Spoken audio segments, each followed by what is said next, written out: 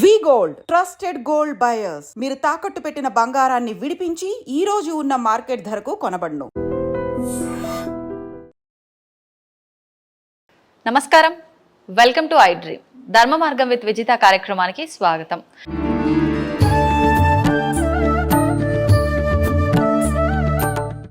నమస్కారం అండి. నమస్తే అమ్మా. అంటే అన్నం పరబ్రహ్మ స్వరూపం అంటారు. నిజంగా భోజనం చేసే విధానం చూస్తే ఒకప్పటి కాలానికి ఇప్పటి కాలానికి చాలా వ్యత్యాసం ఉందనే చెప్పాలి. ఆహారం వండుకునే దగ్గర నుంచి ఆ తిన్న విస్తరాకు తీసివేసే వరకు కూడా ప్రతిదీ ఒక నియమంగానే చేసేవారు పెద్దవాళ్ళు. ఇప్పుడు అదంతా కూడా కనుమరుగైపోయిందండి. నిజంగా వండే దగ్గర నుంచి మనం లాస్ట్ వరకు కూడా ఎటువంటి నియమాలు పాటిస్తూ ఉంటే మనం నిజంగా ఆ అన్నానికి గౌరవించినట్టు అవుతుంది, అన్నపూర్ణాదేవిని మనం గౌరవించినట్టుగా అవుతుంది. వెరీ గుడ్, చాలా మంచి ప్రశ్న అమ్మా. ఈ రోజుల్లో చాలామందికి మేము ముందు పిల్లల్నే తీసుకుందామమ్మా మనం. అలాగే అండి, ఎందుకంటే పిల్లల దగ్గర నుంచే మనకి ఇది మారాలి. అవునండి. చిన్నపిల్లలు మా అబ్బాయి చదవట్లేదండి, మా అబ్బాయి విపరీతమైన అల్లరండి అని చాలామంది అడుగుతూ ఉంటారు. అంటే అర్చకస్వామిగా ఉన్నాను కాబట్టి ఎంతోమంది పిల్లలకి సంబంధించి బోల్డన్ని పరిహారాలు నన్ను అడుగుతారు. ఇదంతా ఎక్కడ మొదలవుతుందంటేనమ్మా, మనం పిల్లల్ని చూసే పెంచే విధానం సరే ఓకే, కానీ వాళ్ళకి టిఫిను భోజనము అంటాం కదా, అక్కడ మొదలవుతుంది.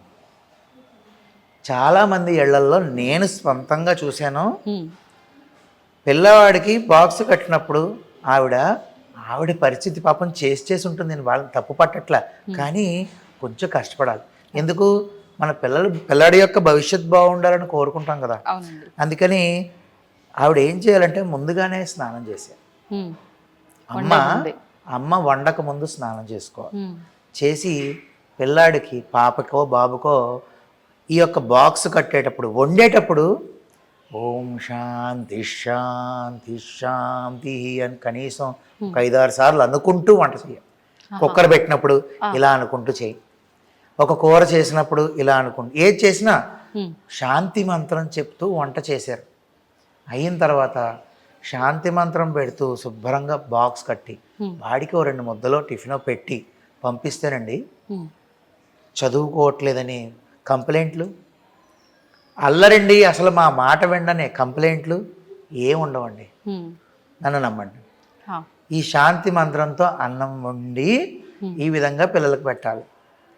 అంత బాధ్యత కలిగిన పరిస్థితి అది, ఆ పదవి అటువంటిది. దాంతోపాటు ఈరోజు మీరు అడిగిన ప్రశ్నలో ఏదైతే ఉందో, ఒక అరిటాకు అన్ని రకాల పిండి వంటలతో అన్నం వండుకుని అన్నం వడ్డించి గెస్టులకి, అంటే చూడండి ఊరకరారు మహాత్ములు అంటారు కదా, వచ్చిన వారందరికీ కూడా సంతోషంగా సంతృప్తిగా అన్నం వడ్డించి పెట్టే పరిస్థితుల నుంచి అట్నుంచి శుభ్రంగా పళ్ళెల్లో వేసి ఇచ్చేస్తే కూర్చుని తినేయండి అంటే అలా అయిపోయింది. మీకు తెలిసిందే కదా, బఫెట్ భోజనం సిస్టమ్ అలా అయిపోయింది. అంటే కాలానికి అనుగుణంగా మారిపోవాలండి, తప్పదు అని కొంతమంది అంటారు. అలా అని చెప్పేసి మనం షూసును చెప్పులు వేసుకుని తినలేం కదండి. మరి కాలానికి అనుగుణంగా మారాలి అని అన్నప్పుడు ఇలా ఎక్కడైనా ఉందండి షూసు చెప్పులు వేసుకుని తినమని? లేదు. సరే అయిపోయింది. అందుకనే ఈ ప్రతిదీ ఈ ఫాలో అవ్వే విధానం ఎక్కడ మొదలవుతుందంటే ఎప్పుడు అమ్మేనండి. అందుకని అమ్మవారితో సమానం. చూడండి, అమ్మలగన్నయమ్మ, ఇది మన పోతన గారు భాగవతంలో ముందు అమ్మలగన్నయమ్మ ముగురమ్మల మూల పుటమ్మ చాలా పెద్దమ్మ సురారులమ్మ కడుపారడి బుచ్చినయమ్మ దన్నులో నమ్మిన వేల్పుటమ్మల మనమ్మల నుండెడియమ్మ దుర్గ మాయమ్మ కృపాబ్దినిచ్చుట మహత్వ కవిత్వ పటుత్వ సంపదలు అని చెప్పి ఆయన మొదలుపెట్టారు. అవునండి. ఎన్నిసార్లు అమ్మ అన్నారండి ఆయన అమ్మవారిని. అలాగా అమ్మే. అమ్మ గనక ఏదైనా ఈ ప్రపంచాన్ని మార్చగలిగే శక్తి ఎవరికైనా ఉంది అంటే కేవలం అమ్మకే. ఆ పిల్లలకి ఫస్ట్ వండడం దగ్గర నుంచి వడ్డించడం దగ్గర నుంచి పులిహార వద్దు, బూరెలు వద్దు, బిర్యానీ కావాలి, పన్నీర్ బటర్ మసాలాలు కావాలి. ఇప్పుడు భోజనంలో ఆర్డర్లు పెట్టుకున్నప్పుడు కూడా ఇంట్లో చేసుకున్న బయట ఏమైనా ఆర్డర్ ఇచ్చినా ముందు బిర్యానీ ఫ్రైడ్ రైస్లోనూ పన్నీర్ బటర్ మసాలాలు వచ్చేసాయి. పులిహార అంటే అది పసుపుతో తయారు చేస్తారు. ఎందుకు చెప్పండి? ఆ పసుపుతో చేయడం ఏంటంటే మంగళకరం. ఆ, అది మంగళకరమైన ద్రవ్యము పులిహార వండడం అంటే. దాని తర్వాత ఆ పులిహార వడ్డించినప్పుడు పులిహార తినే విధానం తింటుంటే స్వామివారికి నైవేద్యం పెట్టేసి ఆ పులిహార స్వీకరించడం వల్ల శరీరంతో పాటు మనసుకు కూడా మంగళం మంచి జరుగుతుంది. అంతేకాకుండా బూరే అంటారు, పూర్ణం బూరెలు అంటారు. ఏవండి ఈ రోజుల్లో కనబడుతున్నాయి, కనబడట్లేదని అయితే నేను అన్న, కానీ తక్కువగా చాలా తక్కువైపోయి. ఓపికలు ఉండాలి కదండి వండాలంటే. బూర వండాలంటే చాలా కష్టం.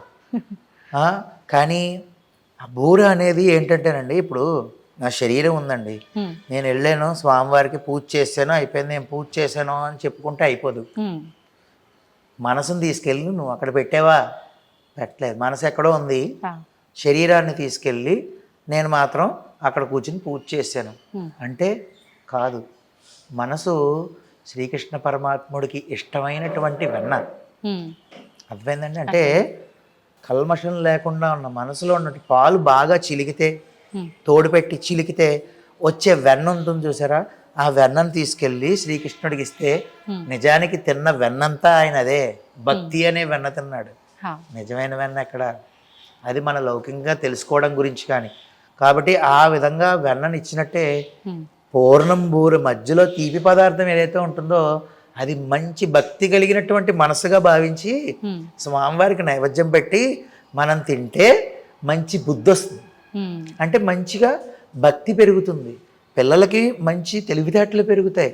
పెద్దలకంటారా ఏ విధంగా పిల్లలను పెంచాలి, వాళ్ళని ఏ విధంగా అభ్యున్నత స్థాయికి తీసుకెళ్ళాలి అనే విషయం తెలుస్తుంది.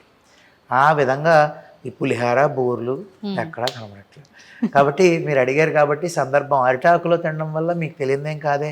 చూడండి, వేడివేడిగా అన్నం వడ్డించుకుందంటే ఆకు ఎంత నల్లగా అయిపోతుంది, వడిలిపోతుంది. దాంట్లో ఉన్న ఔషధ గుణాలు శక్తి అంతా అన్నంలోకి వస్తుంది. అది మనం తింటే ఎటువంటి అనారోగ్యం రాదు కదండి. మనం తినేదంతా ఇప్పుడు ఈ ప్లాస్టిక్ ప్లేట్లు వీటి వల్ల ఏంటంటే కనబడనంత అనారోగ్య పాలవ్వడం, ప్రతి ఒక్కళ్ళు చిన్నప్పటి నుంచే ఇబ్బందులు పడ్డం కేవలం మీరు తినే ఆహార పదార్థంలో కూడా చాలా చాలా మెయిన్ అదే. మెయిన్ ఆహార పదార్థంలోనే ఇబ్బందికరం మొదలవుతుంది. బర్గర్లు, పిజ్జాలు సంతోషమేనమ్మా. పిల్లాడు సినిమాల్లోనో లేదంటే ఫ్రెండ్స్ దగ్గర చూశాడు, సెల్ ఫోన్లో చూశాడు, ఒక్కసారి వాడిని అభిమానిస్తాం, ప్రేమిస్తాం, కాదని లేకపోతే తప్పదు ఒక్కసారమ్మా. అంతేగాని నేనైతే మా వాళ్ళకి కొన్నాను అంటే అది తిన్న దగ్గర నుంచి చూసారా లోపల ఉన్న హైడ్రోక్లోరిక్ యాసిడ్ విన్నాను నేను, అందులో వేస్తే అసలు డైజెషనే అవ్వట్లేదు ఆ బర్గర్. అలాగా అదేమవుతుందంటే చిన్నప్పటి నుంచే ఆర్గాన్స్ మీద ఒత్తిడి పడిపోయి తొందరగా ఆర్గాన్స్ చెడిపోయాం. దానివల్ల ఎదుగుదల శక్తి ఉండకపోవడం. మన అన్నము పప్పు మనకి ఏ ఆహార అలవాట్లు ఉంటాయో నిత్య ఆహార అలవాట్లు ఎవరెవరు అలవాట్లు వారి ప్రకారం వెళ్ళడమే ఎప్పుడు. అంతేగాని కొత్తగా వచ్చిన బిర్యానీలు, పన్నీర్ బటర్ మసాలాలు ఏదో ఒకసారి పర్వాలేదమ్మా అస్తమాటు అనేది మంచిది కాదు.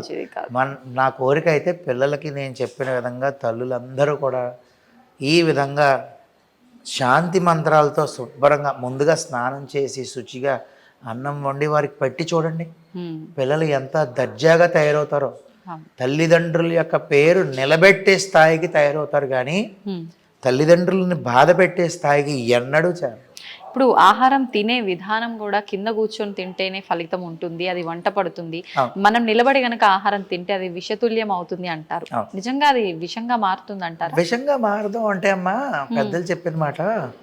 ఇప్పుడు మనం కూర్చుని తిన్నాము అంటే మనకు ఒక ఎక్సర్సైజ్ లాగా మనం మటం వేసుకుని నీట్గా కూర్చుని తినడం, తర్వాత చెయ్యి కూడా ఇలా కింద పెట్టకుండా లేవచ్చు. రోజు కూర్చోలే చేసుకుని బట్టి ఉంటుంది. అవునండి. తొందరగా తినేస్తే తొందరగా తినేసేయాలి పని ఉంది అనుకుని మనం వెళ్ళినప్పుడు అది విషంగా మారడం అనేది ఒక ఉదాహరణ. అది అరగక దాన్ని ఫుడ్ పాయిజన్ అంటారు. వచ్చేసిందిగా సమాధానం. సరైన అరుగుదల శక్తి పాడైపోయి టైంకి మంచిలు తాక ఒక చేత్తో ఈ పళ్ళెం పట్టుకుని ఒక చేత్తోనేమో ఇలాగ గ్లాస్తో నీళ్లు పట్టుకుని అన్నం తినడం మొదలు పెట్టామంటే వాస్తవానికమ్మా తినే ముందు అరగంట ముందు ఒక అర గ్లాసు మంచినీళ్ళు తాగాలి. తినడం మొదలుపెట్టిన తర్వాత పరిశేచనం పట్టినప్పుడు తప్ప మళ్ళీ అవసరం లేదు.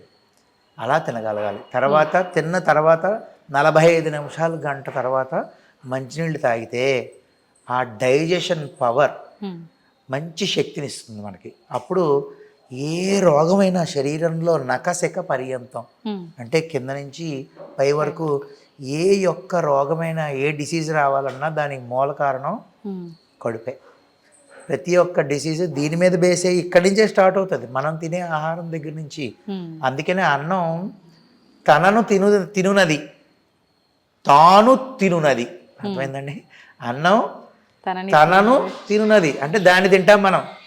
తర్వాత అదే అన్నం తాను తినున్నది, అది నన్ను తినేస్తుంది. తర్వాత ఏమంటారు డాక్టర్ గారు, మీరు అన్నం తినకూడదు, ఎంత చపాతీ మొక్క తినండి అంటారు. అలాగా అన్నం పరబ్రహ్మ స్వరూపం. అన్నాన్ని వృధా చేయకుండా శాస్త్రోక్తంగా రోజు చేసేయాలి, అరిటాకుల్లో తినేయాలని నేను అనలేను, కానీ కనీసం కంచంలో తిన్నా ఈ విధంగా ఆచరిస్తే పిల్లల భవిష్యత్తు బాగుంటుంది, దాంతోపాటు మనం ఆరోగ్యకరంగా ఉండొచ్చమ్మా. సంతోషం అండి. నిజంగా ప్రస్తుత రోజుల్లో మనం ఆహార విషయంలో ఏ తప్పులు అయితే చేస్తున్నామో నిజంగా కళ్ళకు కట్టినట్టుగా కనిపిస్తున్నాయి మీరు మాట్లాడుతుంటే. దాంతోపాటు ఎటువంటి తప్పులు చేయకూడదో కూడా చాలా చక్కగా వివరించారు. ధన్యవాదాలు. చాలా సంతోషం అమ్మా, ధన్యవాదాలు.